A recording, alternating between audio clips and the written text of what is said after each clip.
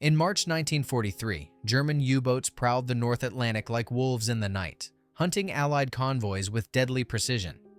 The men aboard merchant ships, gripping their life vests as they scanned the horizon for periscopes, had no idea their fate hung on a machine that looked like a typewriter crossed with a cash register. They also didn't know that 2,000 miles away, in a Victorian mansion nestled in the English countryside, a chess champion who solved puzzles for breakfast, a classics professor who spoke ancient Greek fluently, and a socially awkward mathematician who chained his tea mug to the radiator were about to change everything. Britain was drowning, not in the cold waters of the Atlantic, but in hunger and desperation. The island nation stood alone against Nazi Germany, completely dependent on supplies crossing 3,000 miles of hostile ocean, food to feed 47 million people, fuel to power factories and warm homes through bitter winters, raw materials, steel, aluminum, rubber, to build weapons. Without the Atlantic convoys, Britain would starve in weeks. The mathematics of survival were simple and terrifying. Winston Churchill understood this brutal arithmetic better than anyone. Years later, he would write that the U-boat threat frightened him more than any bomber formation over London, more than any panzer division rolling across Europe. He called it the only thing that ever really frightened him during the war. His fear was justified.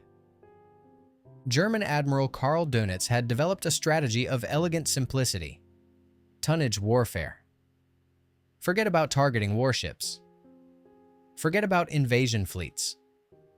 Simply sink merchant ships faster than the Allies could build them. If you could sink 700,000 tons of shipping per month while the Allies could only build 500,000 tons, mathematics would win the war. Starvation would force Britain to surrender without a single German soldier setting foot on British soil. His weapon was the wolf pack. Groups of up to 20 U-boats hunting together like prehistoric predators. They attacked at night when merchant ships were blind. They struck from below where lookouts couldn't see.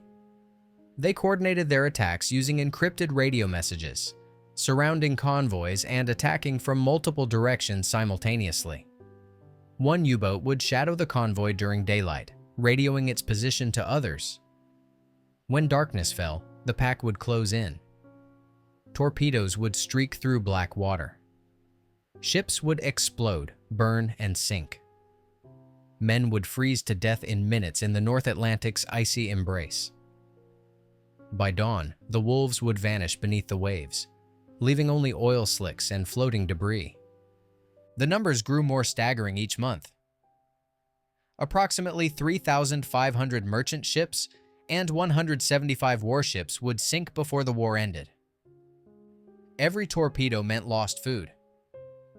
Enough grain to feed a city for a week. Lost fuel, aviation gasoline that could have powered 100 bomber missions. Lost ammunition, shells and bullets desperately needed on every front. March 1943 marked the crisis point. U-boats sent 627,000 tons of shipping to the ocean floor in a single month. Warehouses in Liverpool and London emptied. Rationing tightened until children received 1 egg per week. Britain had just weeks of food reserves remaining. The convoys kept sailing because they had no choice. Merchant mariners, civilians in peacetime, faced death rates higher than most combat units. They sailed knowing that 1 in 4 wouldn't return. They slept fully dressed, life jackets within reach. They ate meals wondering if the next torpedo already had their name on it. But the Germans possessed a secret weapon making their wolf packs nearly unstoppable. A coding machine they believed mathematics itself protected from enemy codebreakers. The Enigma machine sat in every U-boat's radio room, bolted to a small table that vibrated with the submarine's diesel engines. It looked harmless, almost mundane, like a typewriter that had mated with a telephone switchboard. 26 keys for typing. 26 small lamps that lit up to show the encrypted letter. But inside this wooden box lay mathematical complexity that boggled the mind. Press a key, and electricity flowed through a maze of precisely engineered confusion. First through a plugboard where 10 pairs of letters were swapped. A might become J, B might become Q. Then through 3 rotors, each one a disk containing internal wiring that scrambled the alphabet into chaos. The first rotor clicked forward with each keystroke, like a car's odometer. After 26 letters, it nudged the second rotor forward 1 position. After 676 letters, the third rotor moved. The electricity bounced off a reflector at the end, then traveled back through the entire system via a completely different path. The mathematics were brutal, almost incomprehensible. 159 quintillion possible settings. That's 1,590 trillion different ways to configure the machine. To grasp this number, imagine you had 1 million people testing different settings. Give each person a machine. Let them test 1 setting per second. Working without sleep, without breaks. They would need 5 billion years to test them all, longer than Earth has existed. Every day at midnight Berlin time, German operators across the entire military changed their settings according to secret codebooks distributed monthly. New rotors selected from a set of 5. New starting positions chosen. New plugboard connections made. The code that worked at 11:59 p.m. became useless at 12:01 a.m. Even if the Allies captured an Enigma machine, which they did. Without knowing that day's settings, it was just an expensive paperweight. Brute force wouldn't work.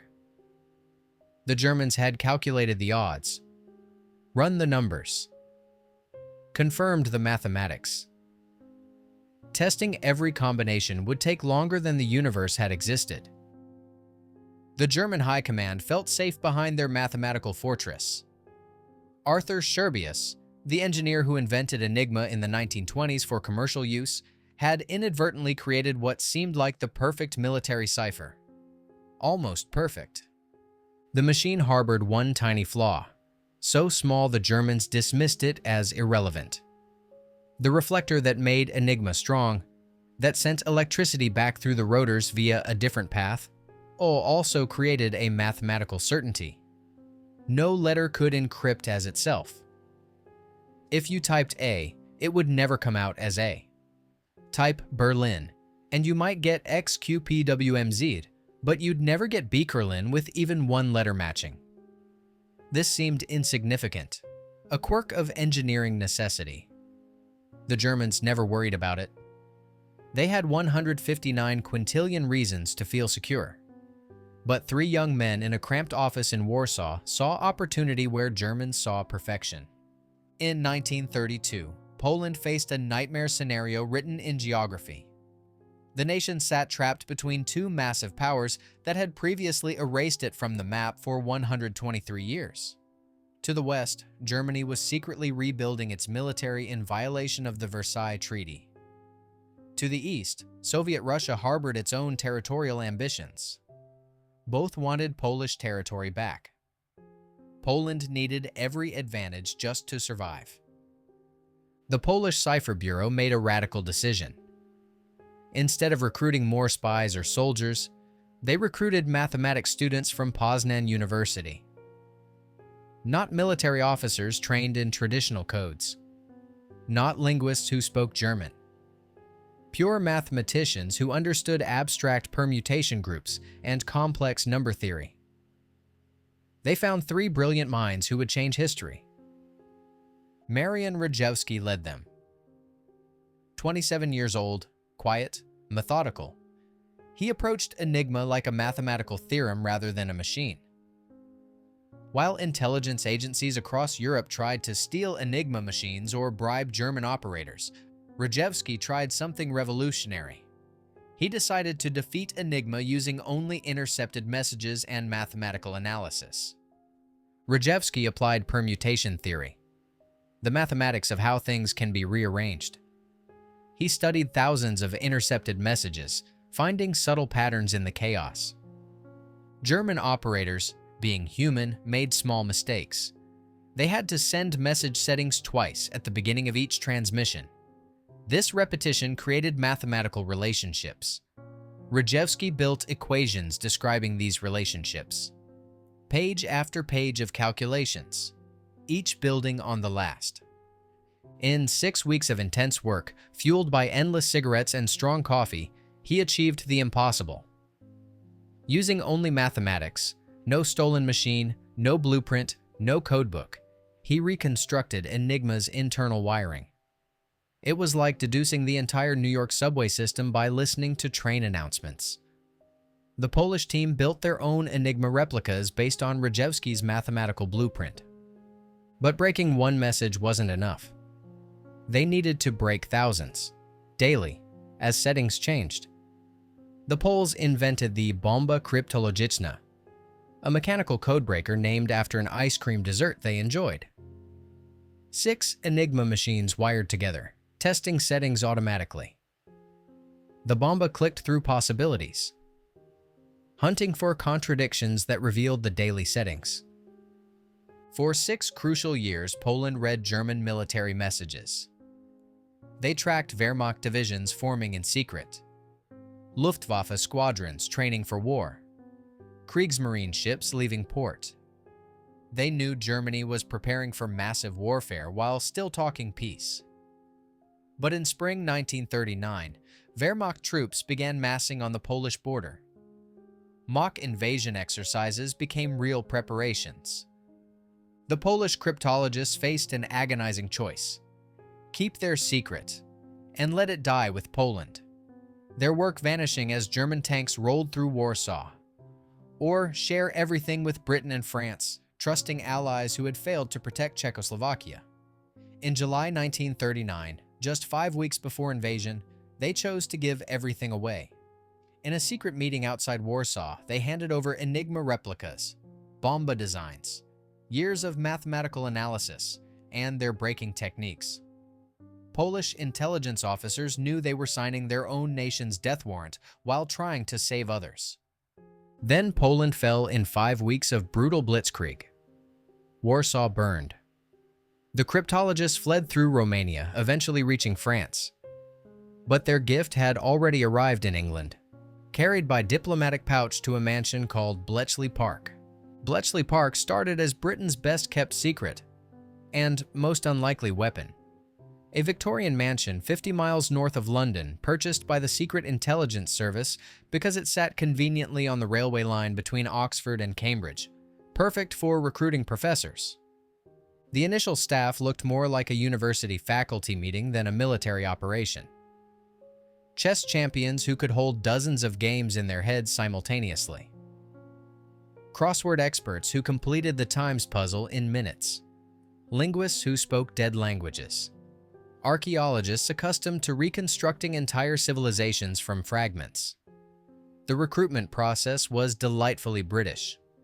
A quiet word at a Cambridge dinner party, a discreet invitation to do something for the war effort. Alan Turing arrived in 1939, aged 27, already famous in mathematical circles for his theoretical work on computation. Brilliant, eccentric, and utterly focused, Turing chained his tea mug to the radiator to prevent theft and wore his gas mask while cycling to combat hay fever. He studied the Polish bomba design with intense interest, immediately seeing both its genius and its limitations. The Polish bomba worked when Germans used predictable message-setting procedures. But procedures could change. Turing envisioned something more powerful, a machine that hunted for cribs, probable words that might appear in messages. Weather reports always contained Wetterbericht. Naval messages often ended with Heil Hitler. Supply requests mentioned specific ports. Find the crib, and you could work backward to find the settings. The British bomb stood 7 feet tall, weighed a ton, and sounded like 1,000 knitting needles clicking at once. Bronze drums spun inside, each drum representing an Enigma rotor. Electrical circuits tested thousands of settings per second. When the machine found a possible match, it stopped with a satisfying clunk. Women's Royal Naval Service operators, WRENs, checked each stop, testing if it produced German text. Gordon Welchman, a mathematics lecturer from Cambridge, added the crucial innovation, the diagonal board. This addition meant the bomb could eliminate vast swathes of incorrect settings simultaneously, multiplying its power exponentially. Where Polish bombists checked dozens of settings per run, British bombs checked millions. Joan Clark became deputy head of Hut 8, the Naval Enigma section. One of the few women in senior positions, she worked as Turing's intellectual equal despite being officially classified as a linguist because the civil service had no provision for female mathematicians. Her analytical brilliance helped crack naval enigma variations that protected U-boat communications. By 1944, Bletchley employed 10,000 people, 3/4 of them women. They worked in 3 shifts, 24 hours a day, 7 days a week, Christmas included. Each hut specialized in different aspects. Hut 8 broke naval enigma, tracking U-boats. Hut 6 handled Army and Air Force codes. Hut 3 translated and analyzed German messages. Hut 4 produced intelligence reports for commanders. The operation ran like a factory. Intercepted messages arrived by motorcycle dispatch riders, speeding through the night from listening stations across Britain. Operators fed them into bombs running continuously. Translators converted German text to English. Analysts added context and interpretation.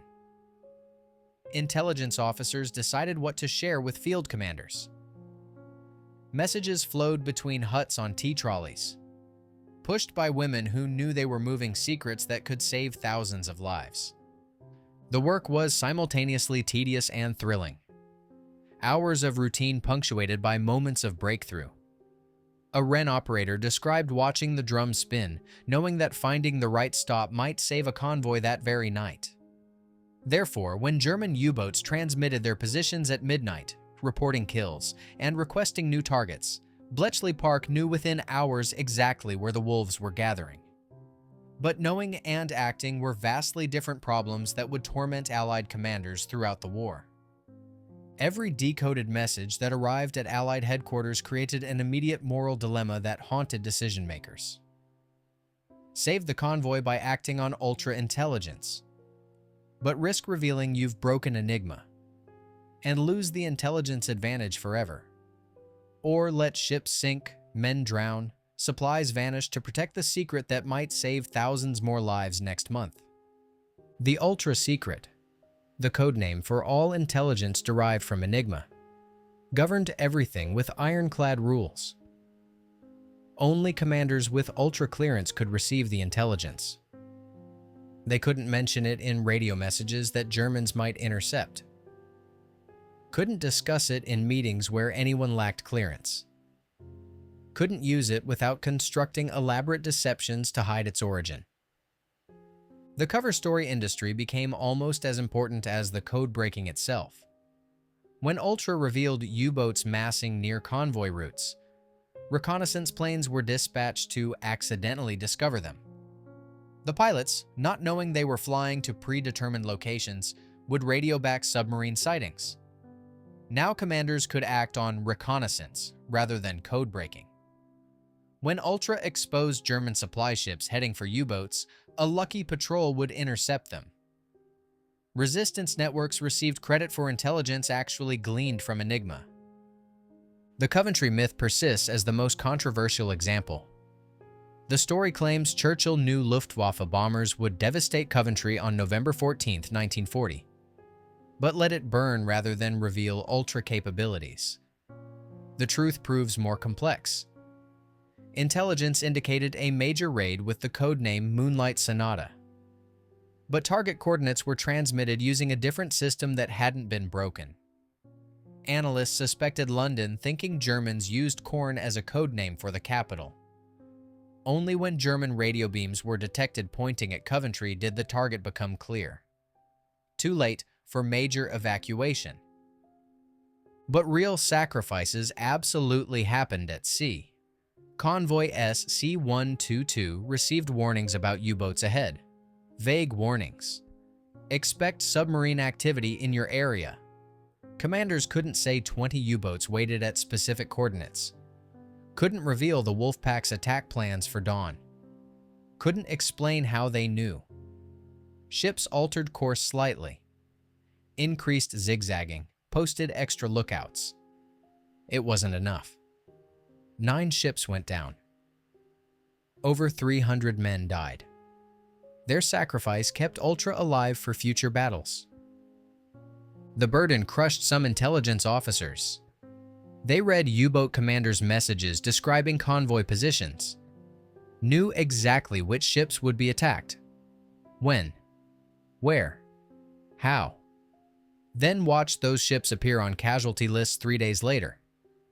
One officer at the Admiralty later described marking convoy positions on charts, knowing which ones were sailing into ambushes, unable to warn them specifically enough to matter. Therefore, Ultra survived undetected, saving countless lives through the war. But in February 1942, everything changed when a fourth rotor arrived without warning. The fourth rotor arrived in U-boat radio rooms with typical German efficiency. February 1st, 1942. Every naval Enigma operator opened sealed orders, installed the new rotor, and began transmitting in a code Bletchley Park couldn't read. The German Navy called it Triton. Bletchley christened it Shark. Either name meant the same thing: blindness. The mathematical complexity exploded beyond comprehension. Where 3 rotors gave 159 quintillion combinations, 4 rotors multiplied that by another factor of 26. Bletchley's carefully calibrated bombs, designed for 3 rotors, were suddenly obsolete, like trying to pick a new lock with old keys. The Atlantic became a dark ocean where U-boats moved invisibly again. U-boat commanders called it their second happy time, a gruesome reference to the early war when they'd hunted without opposition. They had reasons to celebrate.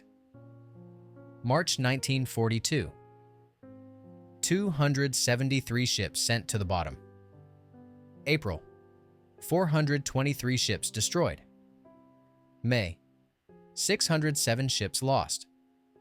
Over 300,000 tons in a single month. The statistics translated into human misery. Thousands of merchant mariners drowning in freezing water. Millions of tons of food never reaching Britain. Fuel tanks running empty. Operation Drumbeat brought the war to America's doorstep.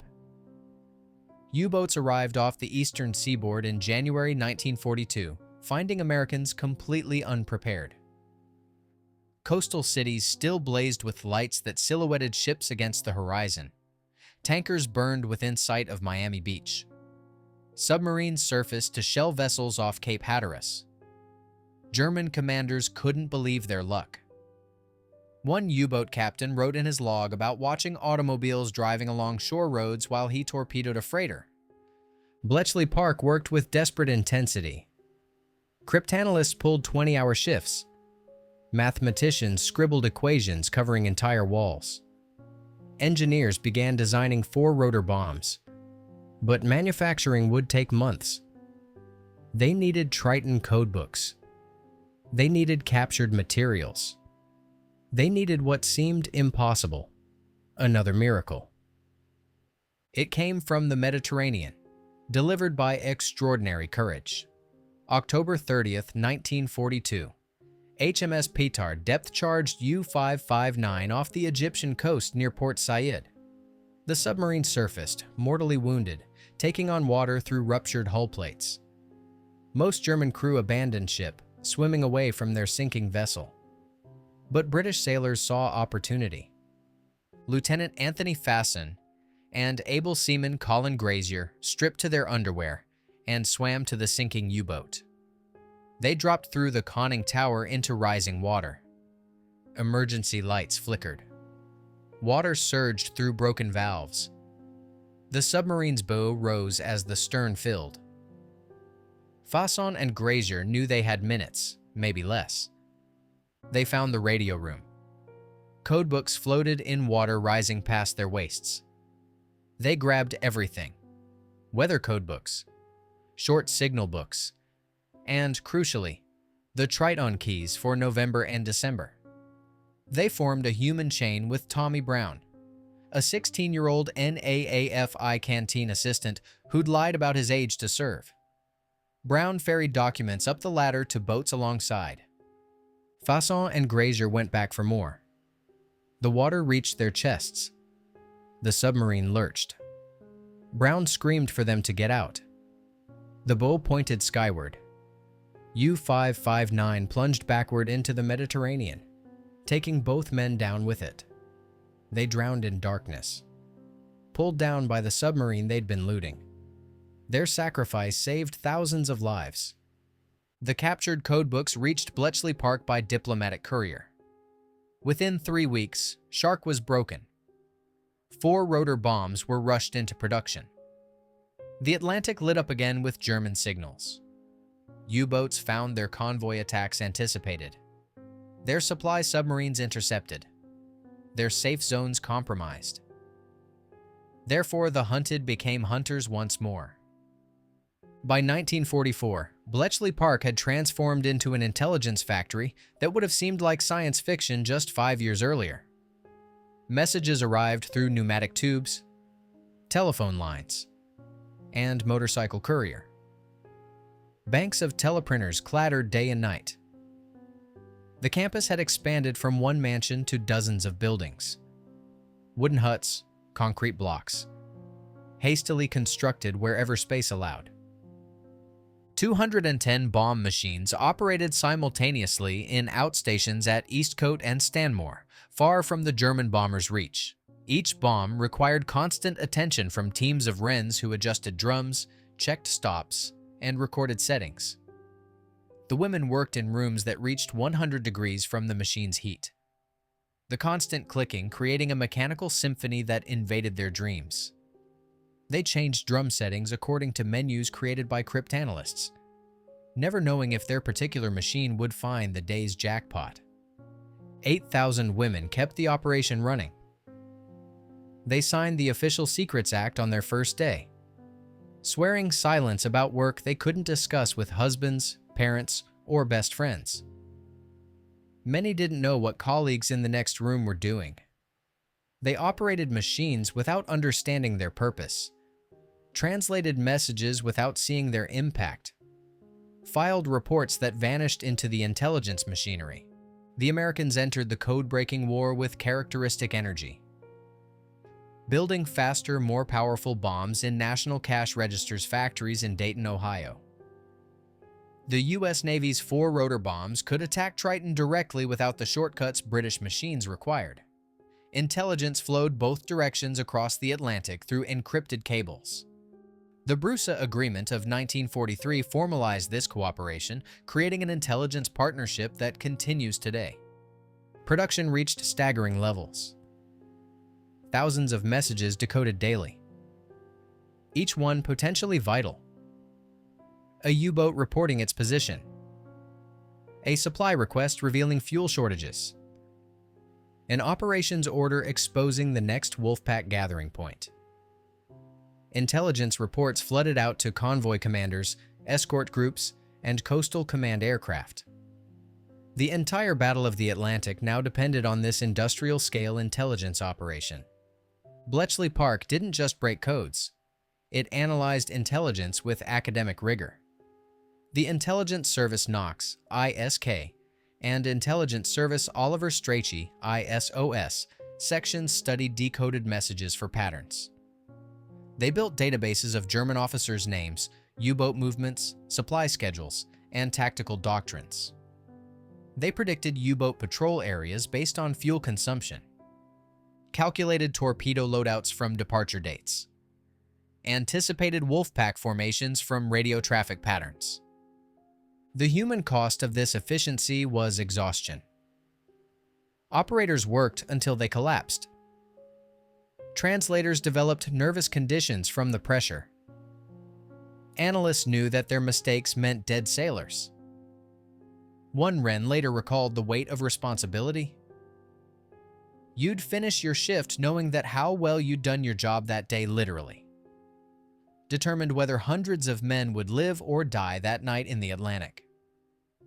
But everything converged on one crucial period: spring 1943, when the Battle of the Atlantic would be decided once and for all. May 1943 became known as Black May in the U-boat fleet. 41 submarines destroyed in 31 days. One submarine lost for every 10 merchant ships sunk. An exchange rate that meant extinction for the wolf packs. The hunters had become prey, and ultra-intelligence guided every attack. Convoy ONS-5 demonstrated the transformation. 42 merchant ships departed Liverpool in late April, bound for North America. Ultra revealed 20 U-boats converging on their route. But this time, the Allies were ready. Escort groups were pre-positioned. Aircraft arrived at exactly the right moments. The convoy lost 13 ships, tragic but survivable losses. The U-boats lost 7 submarines, catastrophic and unsustainable casualties. The mathematics of war had reversed. Each destroyed U-boat meant 50 highly trained specialists never returning home, captains who'd spent years learning their craft, engineers who understood complex diesel systems, radio men trained on Enigma procedures. Germany couldn't replace these losses. Training new crews took 18 months. Building new submarines took resources Germany increasingly lacked. Admiral Karl Donitz faced an impossible situation. His U-boats kept meeting perfectly positioned escort groups. Convoys altered course just before reaching Wolfpack patrol lines. Supply submarines vanished without distress calls.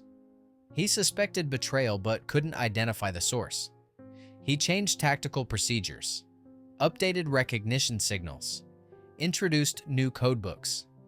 Nothing worked because the problem wasn't betrayal, it was mathematics. On May 24, 1943, Donitz issued the order that effectively conceded defeat. All U-boats were to withdraw from the North Atlantic convoy routes, return to base for refitting, await new weapons and tactics. The longest battle of World War II was effectively over, though U-boats would continue operating in other waters. The Atlantic lifeline would remain open. For D-Day planning, Ultra proved invaluable in an entirely different way. Every German message debating invasion locations, every troop movement toward the Pas de Calais instead of Normandy, every signal showing German high command believed Patton's fictional army group, all confirmed the deception was working. The Germans trusted their unbreakable communications to coordinate their response to invasion. They never knew the Allies were reading every message. When Germany surrendered in May 1945, Bletchley Park's war didn't immediately end. Personnel destroyed evidence of their methods, burned millions of decoded messages, dismantled bombs for scrap. Some technology and techniques transferred to GCHQ, Government Communications Headquarters, for Cold War intelligence. The ultra-secret remained absolute. 10,000 people who helped win the war signed binding secrecy agreements. They returned to universities, schools, and businesses, resumed ordinary lives, told no one what they'd done. Not spouses curious about their war work. Not children asking about medals never awarded. Not friends wondering about those missing years. They kept the secret through marriages, divorces, career changes, and retirement. Joan Clark became a numismatist, studying Scottish coinage. Never mentioned breaking codes that saved thousands of lives. Gordon Welchman emigrated to America, worked on military projects, stayed silent about his diagonal board that multiplied Bombi efficiency. Polish cryptologists struggled in exile, their pivotal contribution unknown and unrecognized. The Wrens who operated bombs returned to peacetime Britain, their critical work invisible in history. Only in 1974, when F.W. Winterbotham published The Ultra Secret, did the world learn what happened at Bletchley Park. Elderly veterans finally understood why their convoys suddenly changed course. Submarine commanders realized why their ambushes always failed. Families discovered what their parents and grandparents had really done during the war. Therefore, the greatest intelligence victory could finally be acknowledged.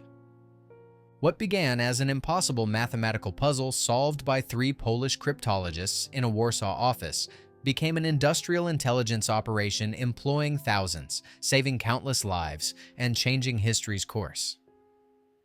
The Battle of the Atlantic was won not in the cold waters between Newfoundland and Ireland, but in the minds of mathematicians, the dedication of thousands of forgotten operators, and the courage of those who captured the vital code books that broke the darkness. The greatest victory of World War II may have been won by people whose names we'll never fully know, in a battle the enemy never knew they were fighting, using weapons that existed only in the elegant abstractions of pure mathematics and the clicking drums of experimental machinery. They saved the world with pencils, paper, and the power of human genius working together across nations and social boundaries. Then kept the secret for 30 years, returning to ordinary lives while carrying extraordinary memories. The convoy sailors who survived the Atlantic crossing, the children who grew up because food shipments arrived, the soldiers who landed on D-Day with adequate supplies, all owed their lives to mathematicians who broke the unbreakable, operators who worked in exhausting secrecy, and the Polish pioneers who gave away their greatest secret to save nations other than their own. If you enjoyed this story, hit subscribe for more fascinating World War II historical deep dives every week. Thanks for watching.